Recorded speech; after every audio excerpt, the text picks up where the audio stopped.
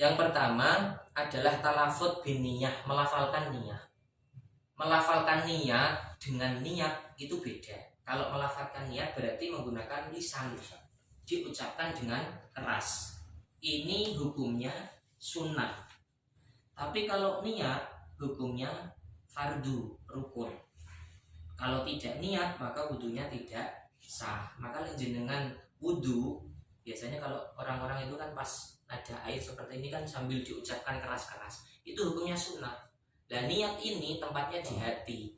Tempatnya di hati, dilakukan bersamaan dengan membasuh muka.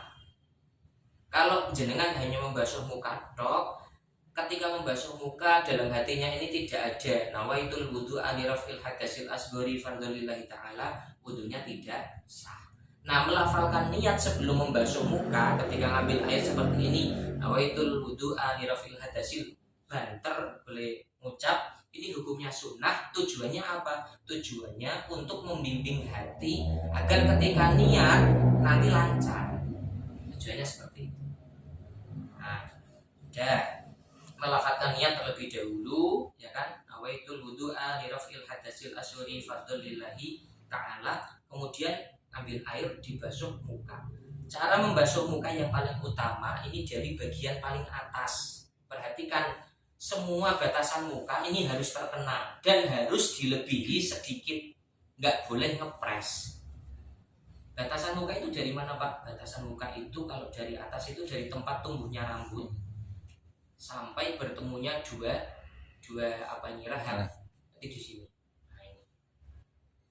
Atasnya sini, bawahnya sini. Kalau sampingnya ini dua kuping.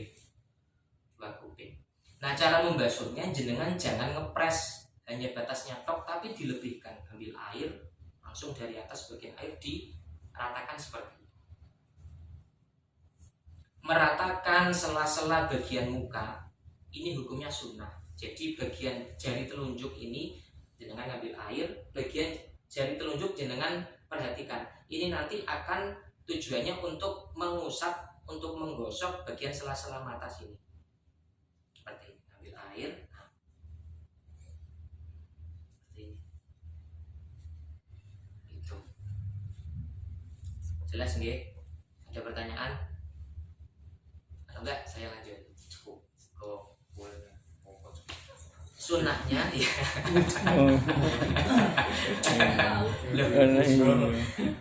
Wudhu itu sebenarnya nggak butuh air banyak. Pernah siapa Cirebon, Buya Yahya itu pernah wudhu hanya pakai 1 gelas air mineral, itu cukup. Cuman yang ngepres hanya rukun-rukunnya saja, tidak sampai ke sunnah-sunnah. Artinya sesimpel itu melakukan wudhu sehingga bisa sah dan tidak harus membutuhkan banyak air untuk digunakan. Pertama dari bagian atas tadi, kemudian cara mengambil airnya ini kalau sesuai sunnah ya, berbicara sesuai sunnah, cara ngambil airnya ini harus menggunakan kedua tangan dan juga toya. Jangan hanya satu tangan seperti ini. Wudhu kok gaya? Jangan. Apalagi biasanya kadang cuman mukanya doang yang ditempelkan ke keran terus langsung kayak gini. Sahnya sah, cuman tidak sesuai dengan kesunahan. Mengambilnya dengan kedua tangan. Nah, ta'ahudul mak itu berarti memperhatikan sela-sela mata yang ittisal, yang sambung dengan hidung. Berarti ini kadang tanpa kita sadari ada kotoran mata. Ini pentingnya ta'ahud ini seperti itu. Nyela-nyelani seperti ini. Sela-selanya. Kemudian mengusap kedua kuping. Jadi dalam praktek wudhu yang perlu jenengan pahami, mengusap kedua kuping itu sebenarnya ada 3 kali, tidak 1 kali. Pertama, mengusap kedua kuping ketika membasuh muka, diusap seperti ini. Kenapa demikian? Karena ada satu pendapat ulama yang mengatakan kuping ini termasuk bagian daripada wajah, sehingga harus diusap.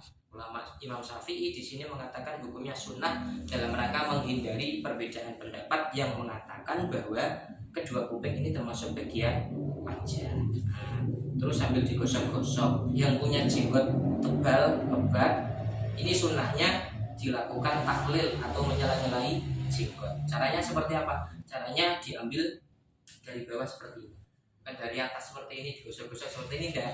Diambil dari bawah, tarik atas. Nah, seperti ini. Dah, itu bagian muka. Terus setelah niat basuh muka sudah, oh ya, ini perlu saya perjelas. Kalau di fikih ya, praktek membasuh dengan mengusap itu ada perbedaan. Kalau membasuh maka harus rata. Membasuh muka, membasuh kedua tangan, membasuh kedua kaki. Yang mengusap cuma satu, yaitu mengusap sebagian kepala. Kalau mengusap itu tidak harus rata, tapi kalau membasuh harus rata sampai melebihi batas-batasnya. Maka kalau di tayamum itu semuanya mengusap muka, mengusap kedua tangan, tidak harus rata. Boleh ngusap pakai debu. Karena kamu kok ayu. Boleh tayamum. Itu iya, teorinya di fikih seperti itu. Kalau bedanya antara membasuh dengan mengusap. Kita lanjut membasuh kedua tangan. Nah, membasuh kedua tangan ini baiknya dimulai dari 2 pergelangan. Ini jika memang jenengan ada upaya dalam mengambil air. Tapi jika diwuduni oleh orang lain atau melalui kran, maka tidak dari jari-jari, tapi dari siku. Paham nggak? Iya, nah, langsung dari siku. Tapi jika jenengan nyiduk, ya, maka dari jari-jari sendiri. Biasanya kalau dicelupkan kan seperti ini. Nah, ini dari jari